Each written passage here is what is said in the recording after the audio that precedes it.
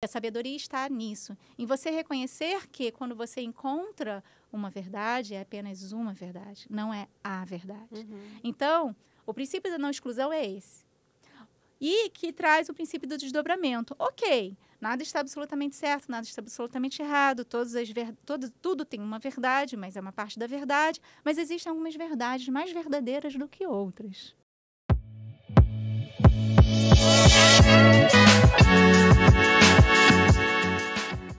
Sejam todos muito bem-vindos a mais um episódio do Chave Mestra Podcast, um espaço onde abrimos portas para insights e conversas que transformam.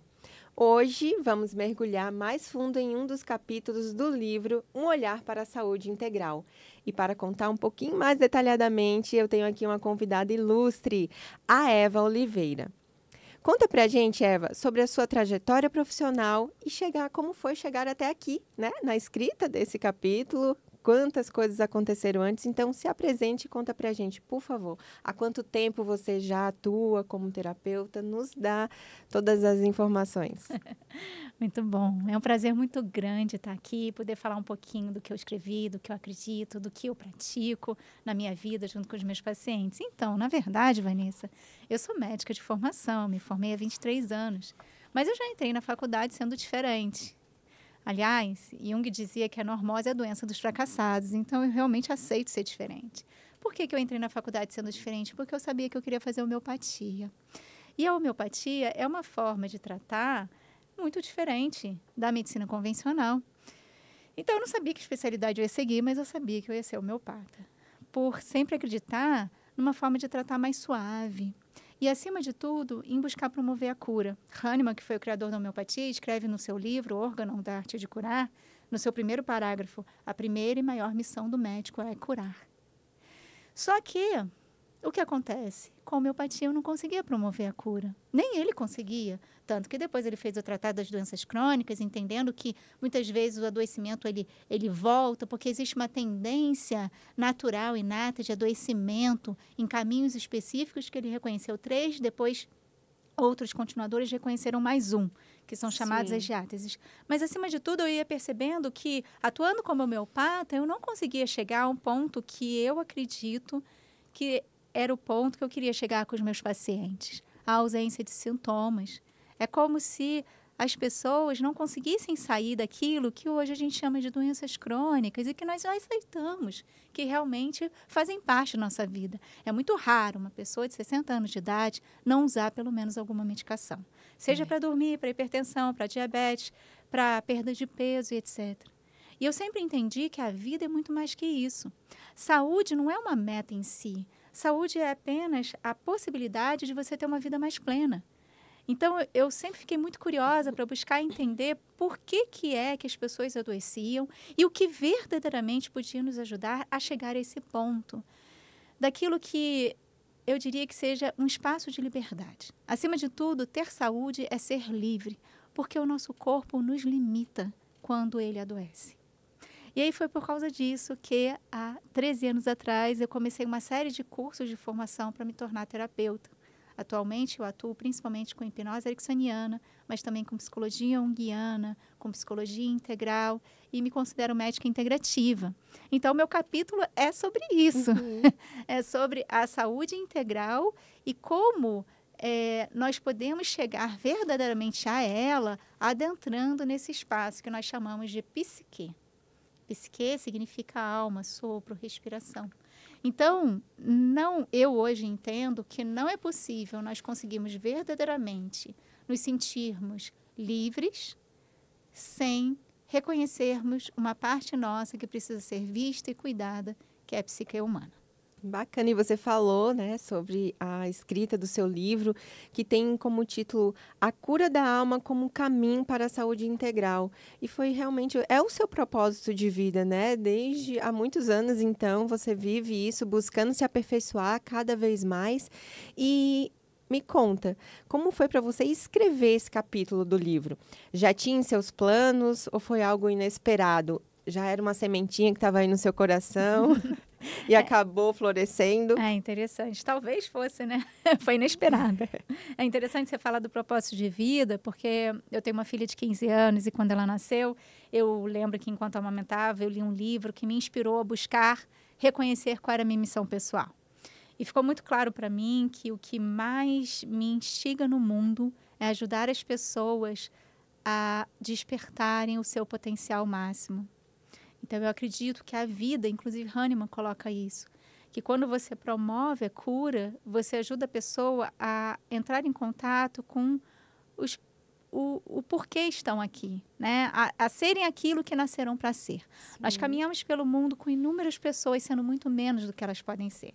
E é claro que eu conheço muitos profissionais, porque eu busco muitos cursos que falem sobre isso, e diferentes pessoas acreditam que a gente deve trilhar diferentes caminhos para chegar a esse ponto do potencial. Nós podemos pensar numa alimentação extremamente nutritiva, na atividade física, em várias outras ferramentas terapêuticas. Eu, particularmente, dentro da perspectiva integral, e eu falo isso um pouco no meu capítulo, e eu acho que seria legal falar aqui também. Pode nos dar spoilers. Que nada é absolutamente promotor de cura. E que cada ferramenta tem a sua atuação específica e os seus limites. Então, pensar de maneira integral é reconhecer as possibilidades de uma ferramenta terapêutica, de uma atitude terapêutica, de um caminho terapêutico e reconhecer que isso também tem os seus limites. Então, quando nós pensamos de maneira integral, nós pensamos na totalidade.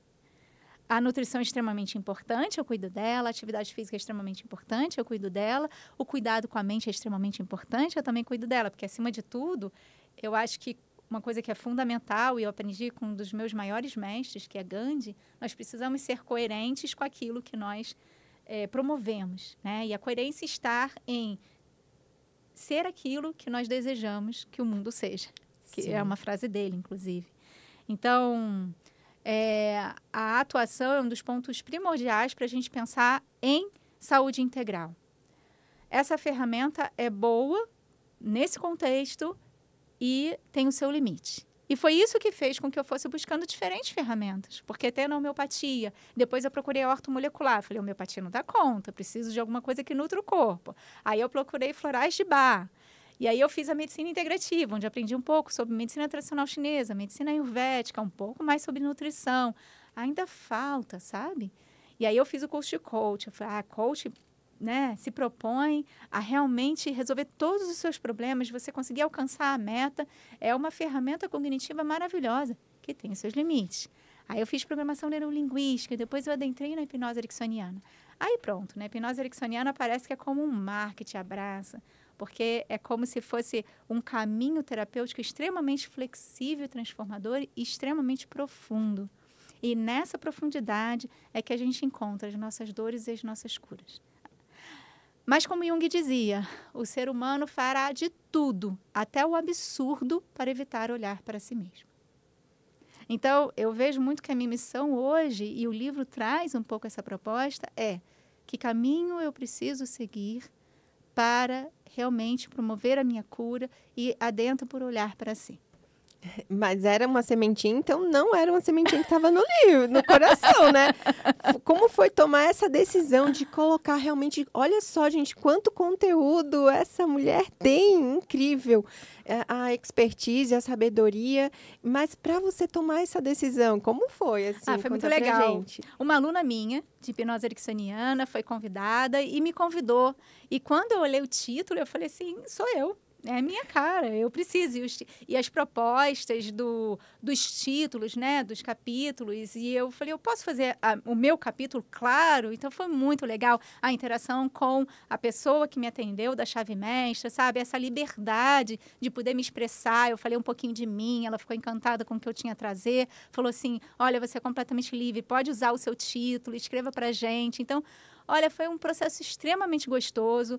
Eu já amo escrever há muito tempo. Eu não escrevia, passei a escrever mais. Inclusive, eu tenho um canal no Instagram onde eu tenho escrito coisas inspiradoras que vêm quando eu estou na frente dos meus pacientes. Assim, foi fluindo, sabe? Foi extremamente prazeroso escrever, foi muito gostoso.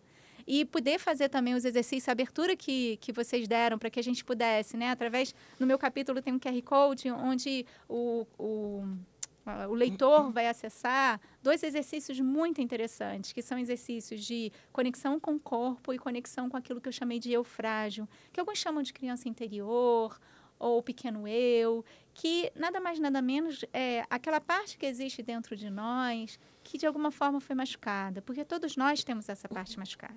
Você, eu e você que está me ouvindo. Por quê? Porque como crianças nós não tivemos as nossas necessidades nutridas na sua integridade.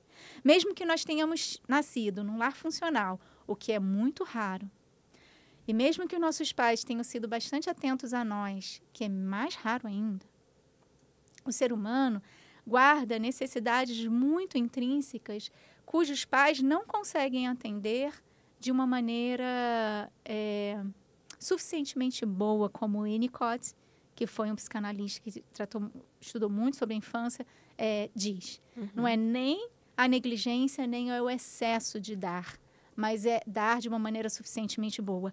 E não sendo nutridos dessa maneira, nós fomos machucados. Mas essa dor fica profundinha, fica lá dentro, guardadinha. Por quê? Porque nós temos inúmeros mecanismos para lidar com a vida. O ser humano tem uma capacidade adaptativa incrível, talvez uma das maiores. Eu tenho um amigo que é muito preocupado com a natureza e que fala: Evinha, o problema é que a mudança climática não vai matar a espécie humana, porque a espécie humana tem capacidade de se adaptar. Os animais é que vão morrer, as plantas é que vão morrer. E claro que isso vai nos ameaçar, mas nós vamos sobreviver porque nós somos extremamente adaptáveis. E vivemos uma vida adaptada, só que essa adaptação não tira da gente o que acaba acontecendo com a gente, que é o processo de adoecimento. Na medicina convencional, se você for abrir o Harrison, que é o Manual de Medicina Interna, tem lá, né, o que causa essa doença. Grande parte das nossas doenças tem uma causa idiopática. Idiopático não sabemos o que causa. Uhum. Não sabemos. De onde surge o lúpus? Exposição solar, uso de estrogênio, tendência à hereditariedade. Tá, mas por que essa pessoa teve lúpus e aquela não teve? E é claro que vários capítulos desse livro trazem essa mesma perspectiva. Precisamos reconhecer que existe algo anterior ao processo de adoecimento do corpo e que, quando é cuidado, faz com que esse processo de adoecimento se reverta e a saúde possa ser estabelecida. Show. Ela falou ali que tem as redes sociais dela, que a gente vai deixar, você vai ficar aqui com a gente até o final do programa, até o final desse episódio, para saber e poder seguir a Eva, tá? E você que não é inscrito ainda no nosso canal, clica aí e se inscreve para receber todas as notificações dos nossos próximos episódios. A Chave Mestra Podcast, curte também e compartilha. Esse episódio está só começando e tem muita coisa ainda para a gente descobrir, não só sobre o capítulo, mas também sobre o trabalho da Eva. Você falou uma coisa muito bacana, que é realmente uma realidade, as pessoas têm uma dificuldade de olhar para dentro, e aí como que vive a vida plena, se tem que começar por nós, né? E de que forma o seu trabalho auxilia nessa cura interior, que é o que você, inclusive, fala aqui sobre a cura da alma. Nós somos um ser triuno, corpo, alma e espírito, então não tem como dar atenção só para uma coisa ou outra, como você mesmo mencionou. Não tem como só a gente cuidar só da nutrição, ou só das emoções, ou só da espiritualidade. Enfim, é realmente a gente olhar para um todo, de maneira equilibrada, para a gente tentar, nunca vamos chegar numa perfeição, mas que a gente possa viver em plenitude, né? E o seu trabalho conta um pouco mais como ele auxilia nesse processo. Muito bom. Jung dizia uma coisa muito interessante. Até nós nos tornarmos conscientes do nosso mundo interior, é o nosso inconsciente que vai dirigir a nossa vida. Nós não tomamos consciência disso. Bem, como terapeuta, eu faço uma coisa que pessoas que trabalham também na mesma linha que eu fazem. Nós acreditamos que a transformação humana não acontece através do diálogo. através da tomada de consciência. A tomada de consciência é extremamente importante. Sim. Às vezes a gente recebe pacientes que já passaram por um processo terapêutico. Eu sei que eu sou uma pessoa que não sei dizer não, eu sei que muito do que existe hoje em mim é porque minha mãe é borderline e eu vivi um monte de coisa. Tá, mas isso não muda nada. Então, hoje nós sabemos que o processo terapêutico funciona quando ele promove experiências. O processo terapêutico ele precisa ser um espaço de desconforto. Mas não um desconforto que você saia da sessão aborrecido, chateado, desregulado. É um desconforto em que você seja estimulado a se movimentar. Porque nada muda se você não fizer diferente. A insanidade é estar em você acreditar, e Einstein disse isso, que é possível obter os mesmos resultados diferentes fazendo as mesmas coisas. Não tem como. Não tem. Então, o processo terapêutico, ele acima de tudo, e não sou só eu que promovo terapia desse jeito, né?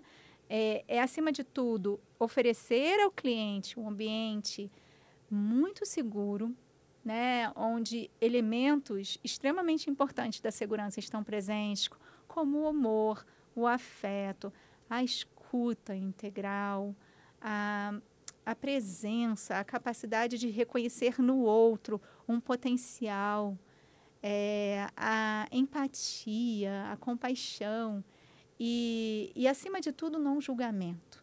Então, nesse ambiente, é natural, especialmente quando nós oferecemos uma escuta com presença, é natural que exista uma abertura àquilo que talvez a gente nunca tenha falado até para a gente.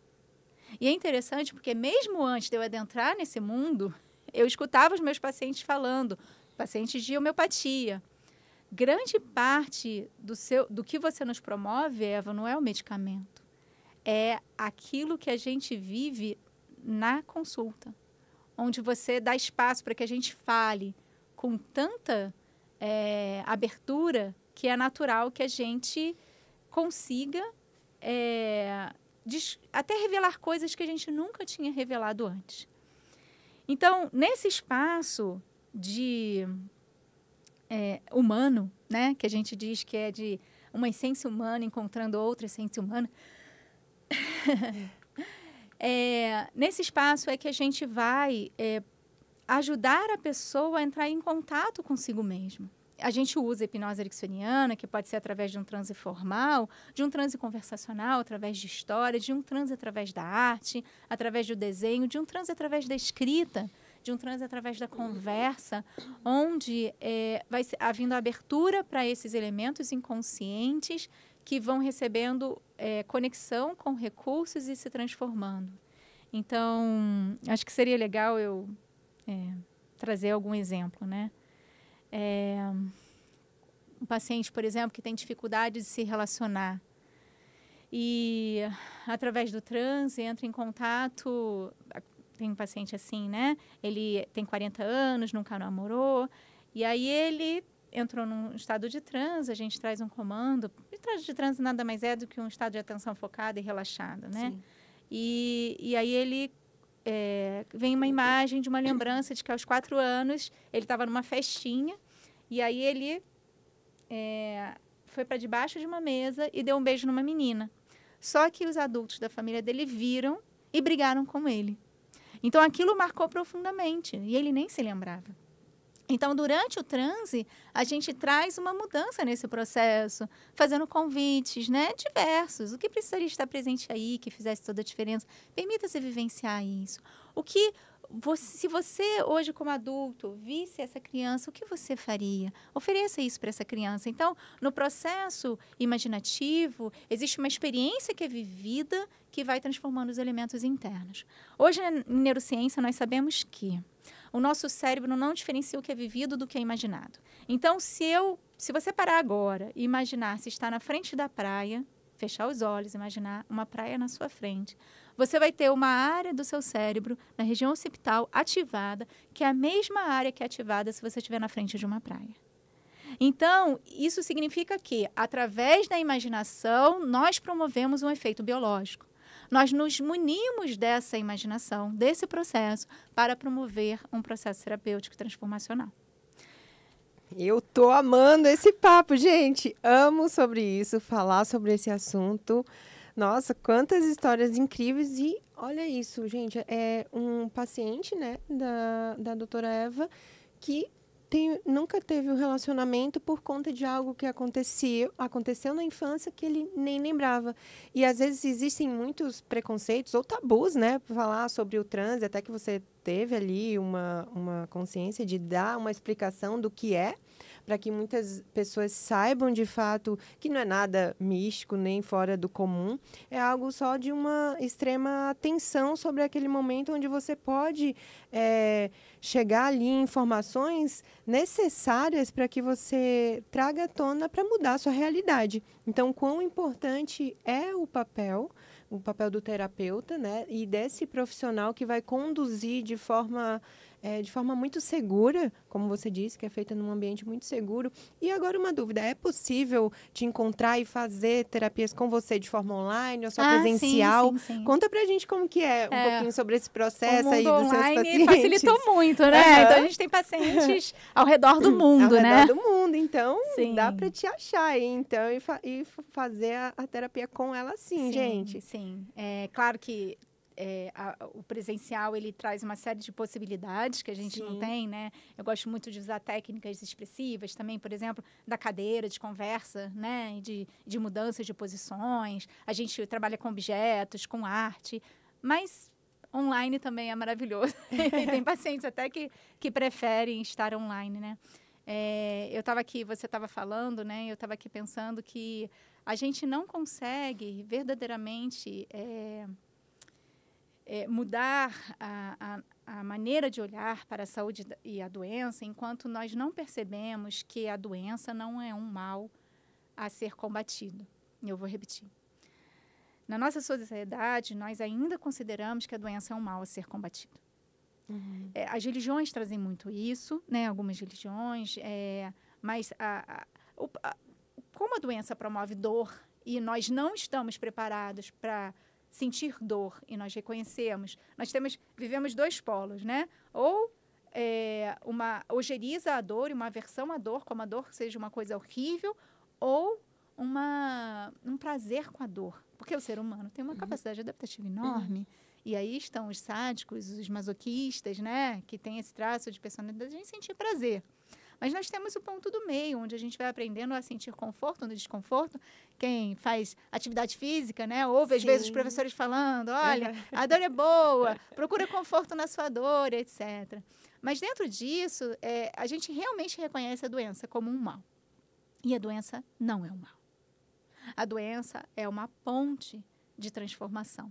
A doença é a possibilidade de você reconhecer uma série de questões internas que precisam de olhar. Jung, que para mim é um grande mestre, né, dizia que a doença é um símbolo do inconsciente.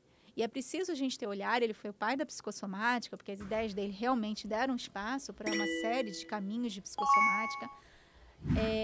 Quando a gente reconhece isso, eu tenho um caso de uma paciente que foi muito emblemático. Na época da pandemia, ela me procurou porque estava tendo crises de pânico. E em 3 sessões, ela realmente melhorou. Ao reconhecer, através desses processos de interiorização, que o que estava acontecendo com ela era uma sobrecarga. O pânico ajudou ela a reconhecer a sobrecarga. Sobrecarga essa que já começava na infância.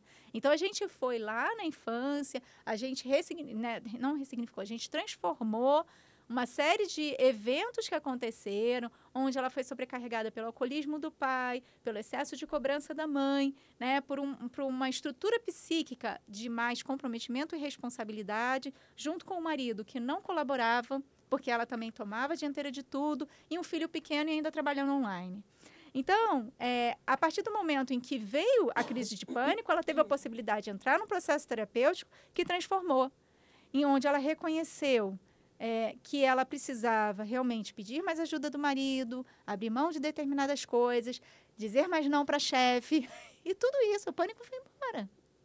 Então, o pânico não é uma coisa ruim.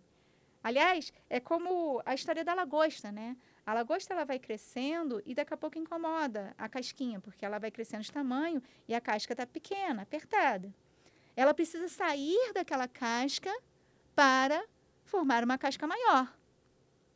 E é o desconforto que faz com que ela saia da casca. Mas enquanto ela sai da casca, ela vai sentir-se vulnerável. E essa vulnerabilidade, muitas vezes, nós não aceitamos viver.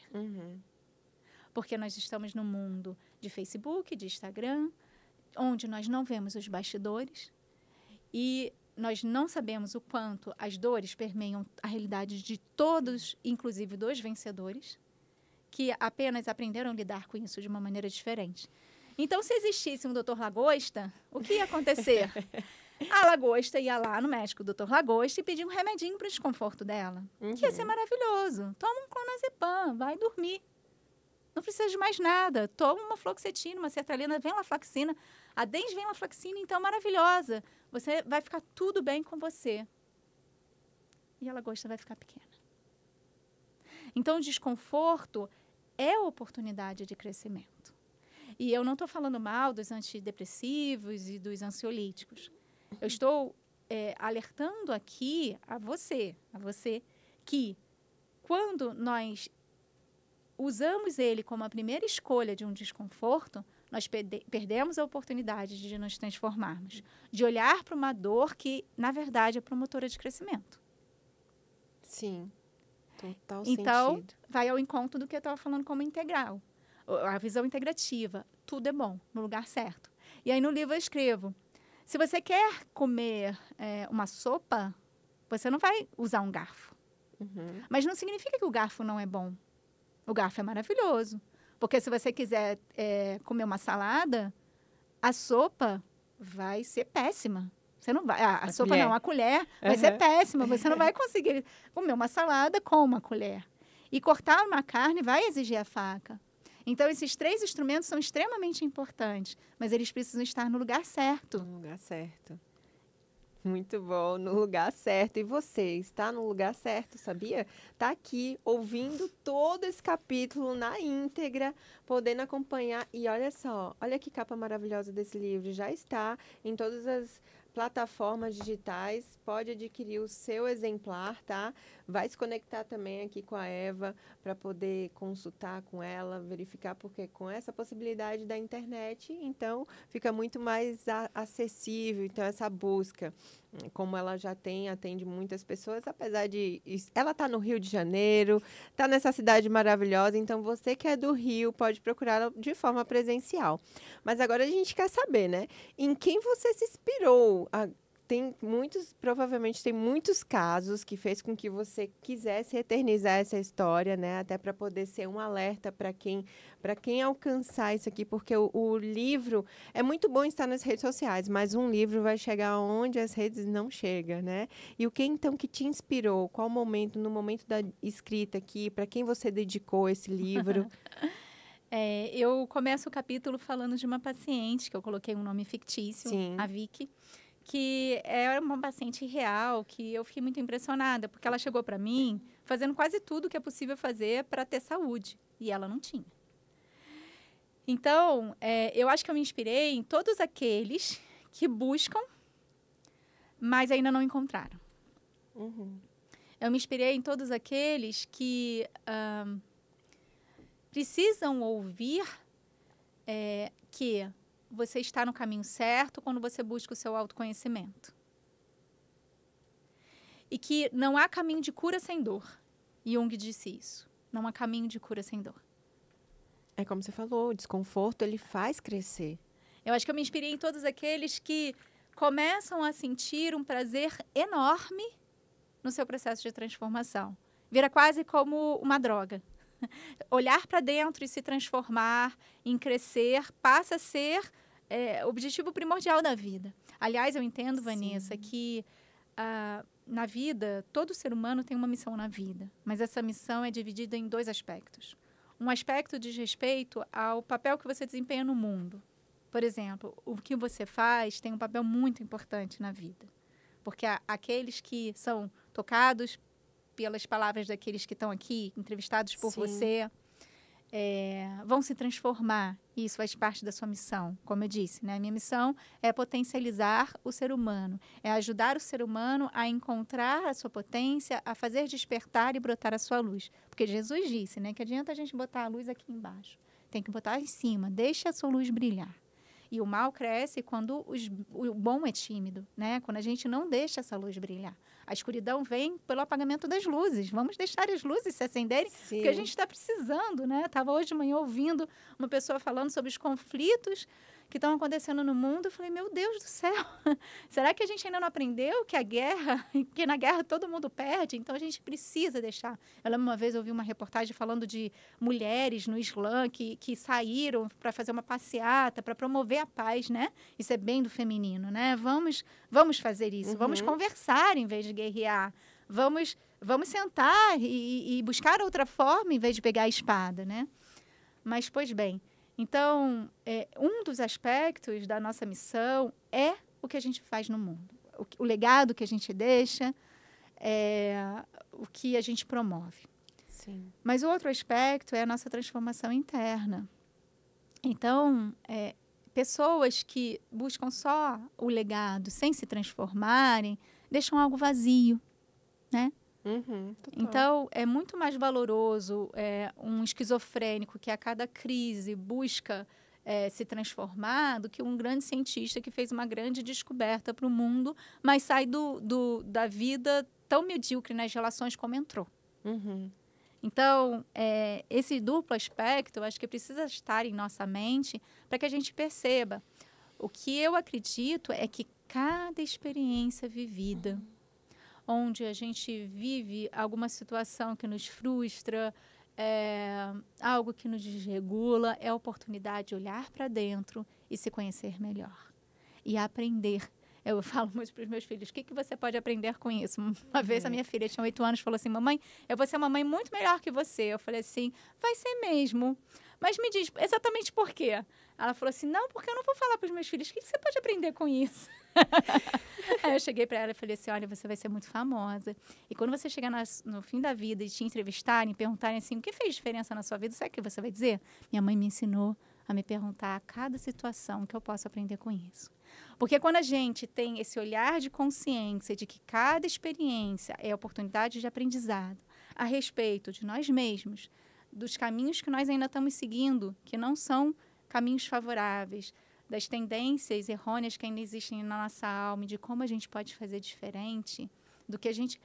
Quando a gente, a partir do erro, no lugar de se culpar, se abre para a aprendizagem, isso nos potencializa demais. Demais. Nossa, que incrível.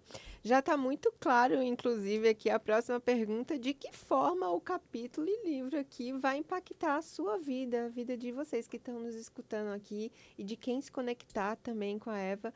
Mas o que mais podemos esperar, assim?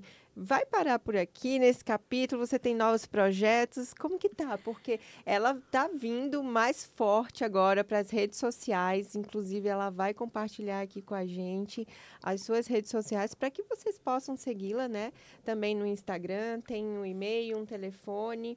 Então, deixa todas as informações para que os nossos espectadores se conectem com você. Porque está muito claro, realmente, a forma com que o seu livro e todos os projetos e o seu trabalho pode impactar na vida das pessoas. Então, eu ainda estou adentrando nas redes sociais, mas eu tenho 2 Insta, um é Eva _Despertar _Consciência e outra é Eva _Saúde _Integral. Então, através desses 2 Insta, eu busco fazer um trabalho diferente, né? No Despertar Consciência, uma série de textos inspiradores que tem esse objetivo mesmo, né? Inclusive, ela estava vindo para cá a caminho, já escreveu, assim, um texto muito lindo que ela leu para mim aqui. Talvez, quem sabe, no finalzinho a gente dá um pedacinho desse trecho. Muito incrível, assim. É uma reflexão que faz com que a gente se conecte e que verifique, poxa, o que está faltando em mim, aonde eu quero chegar e como eu posso fazer para chegar lá. Sim. Eu tenho tido feedbacks bem bacanas, porque esses textos que eu escrevo, eu mando para um grupo de WhatsApp que tem vários pacientes meus que aceitaram estar nesse grupo, só administrado por mim. E de vez em quando, volta e meia, um paciente ou outro manda mensagem: ai, doutora Eva, aquele seu texto me fez fazer isso. E aí me conta alguma coisa, sabe? Eu sou daquelas terapeutas que sou super respeitada pelos meus pacientes, eles não são invasivos, sabe? Sim. Não me sinto invadida, mas eu gosto quando eles trazem um feedback ou outro, né? Contam e eu respondo assim que posso. Então, é muito bacana. Já compartilha também, então, quem quiser fazer parte, pode passar aqui para o pessoal, quem quiser entrar no grupo? Claro, com certeza. Pode mandar aí o recado, então. Na verdade, teria que mandar para o WhatsApp, que é um grupo do WhatsApp, né? Não é um grupo do Instagram. É um grupo do WhatsApp. Exclusivo para pacientes? Não, para qualquer pessoa, se você quiser. Opa, então, ó, já pode deixar já pode mandar, pode mandar o número para mim, e aí eu incluo. Então, deixa aí nos comentários, tá, pessoal? Se você quiser fazer parte desse grupo, tem mensagens ali compartilhadas. Então, é um ambiente realmente muito bacana. Que são as mesmas mensagens que eu estou colocando no Eva Despertar Consciência, né? E o nome desse grupo eu chamei de Awakening, que é despertar em inglês, né? Então, E o outro Instagram é justamente para poder trazer um pouco sobre essa perspectiva da saúde integral, né? O entendimento de 3 princípios que norteiam a saúde integral.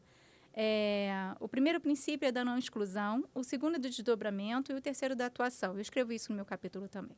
A não exclusão significa, e esses são princípios trazidos pelo pai da teoria integral, chamado Ken Wilber, um homem fantástico, ele escreveu mais de 25 livros, ainda é vivo.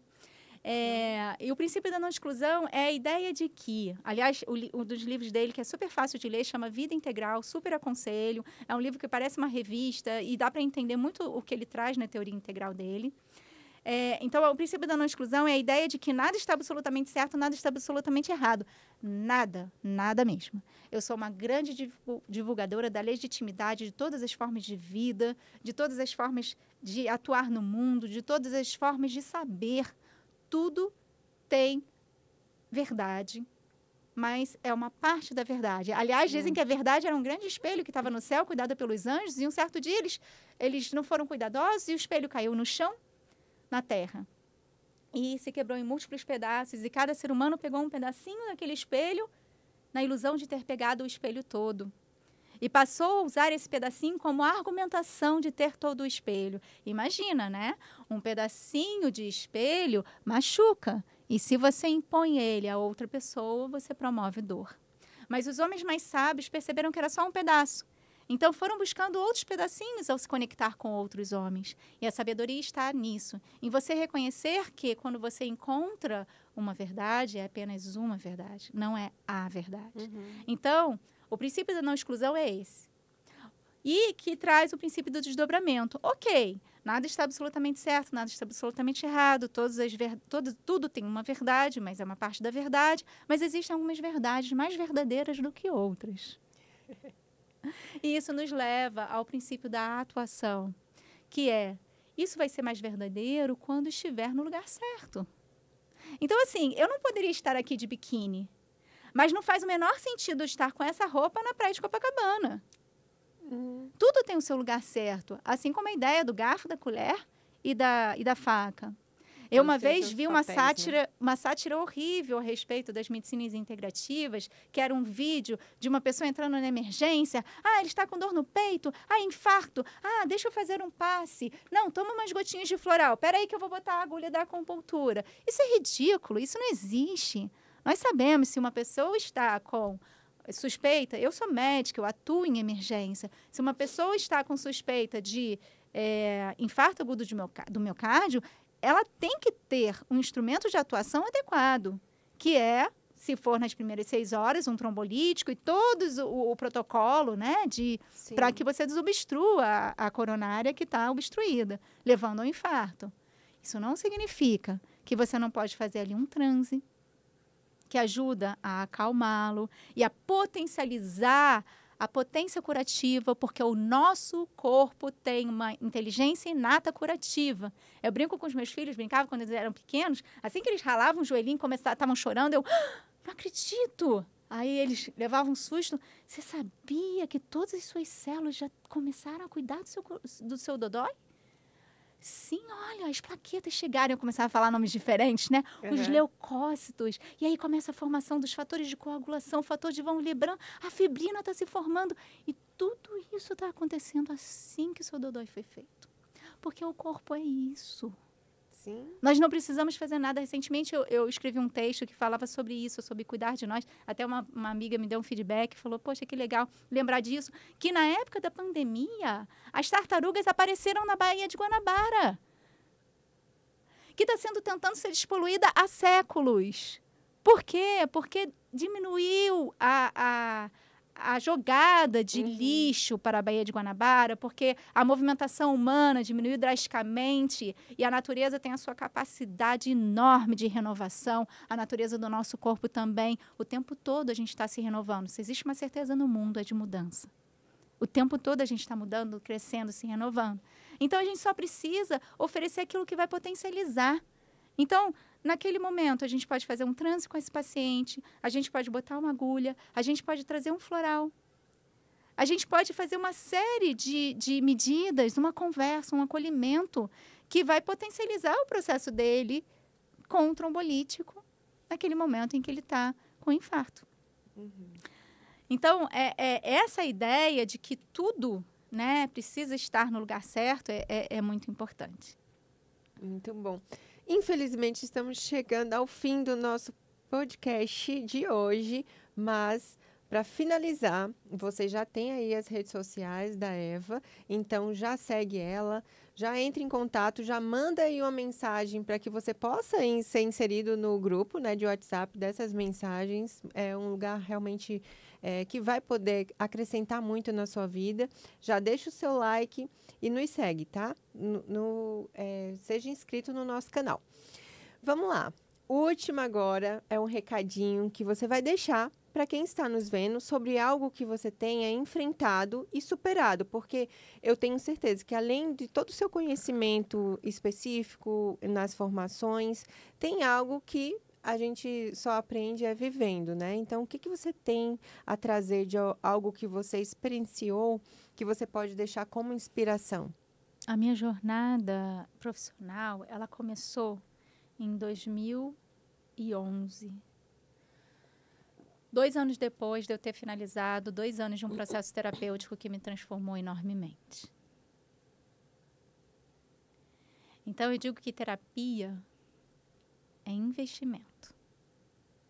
Não é luxo, não é algo que possa ser negligenciado. Terapia é fundamental na vida.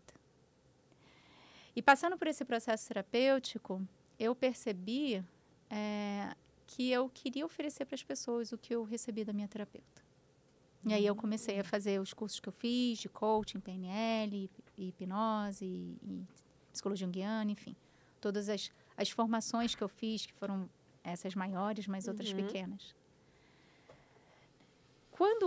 Ao fazer cursos de formação, a gente tem algumas pessoas nesses cursos que vão só para se curar.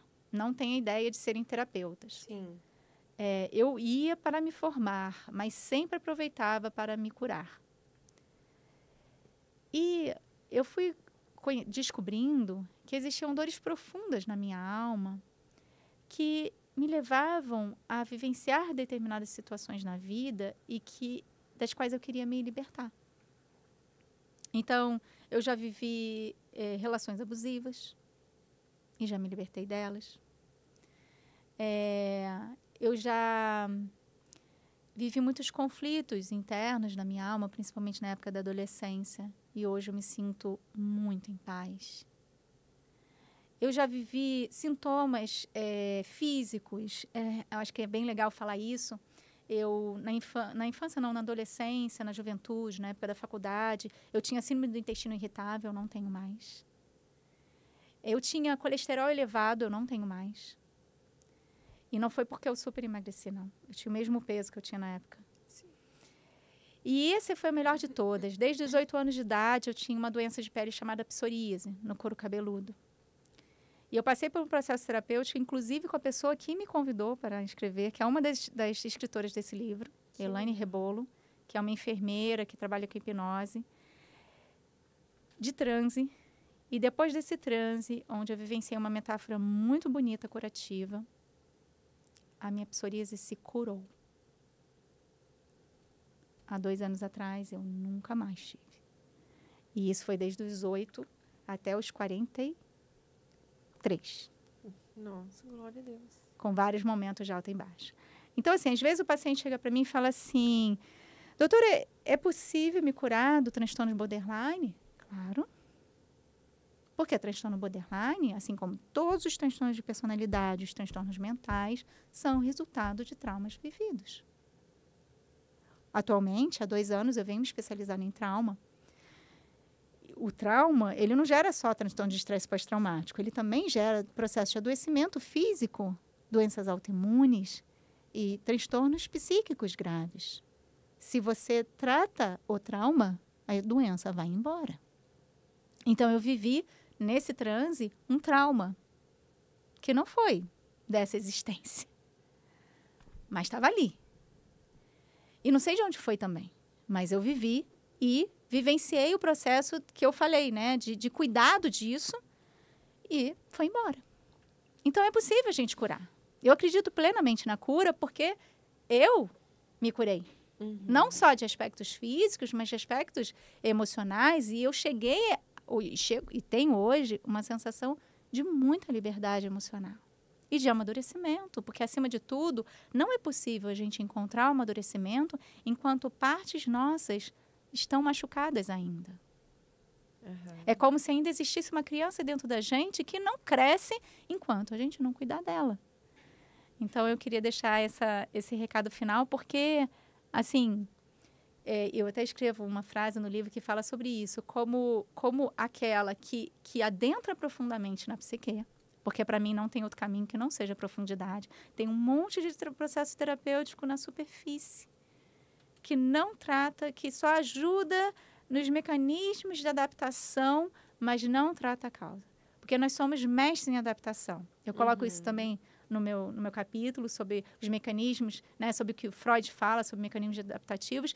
E eu queria terminar dizendo, existe muita coisa hoje, Vanessa, que faz com que a gente não entre por esse caminho que eu estou propondo. As distrações enormes.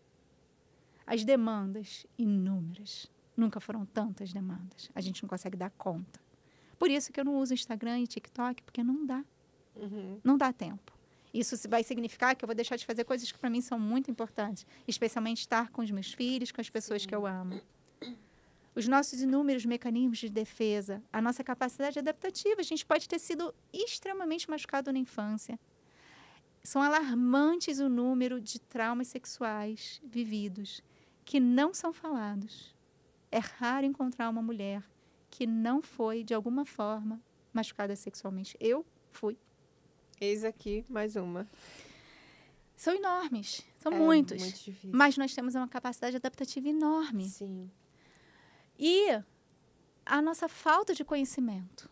A gente não sabe como. E é isso que eu quero trazer para o mundo, através das redes sociais. Como?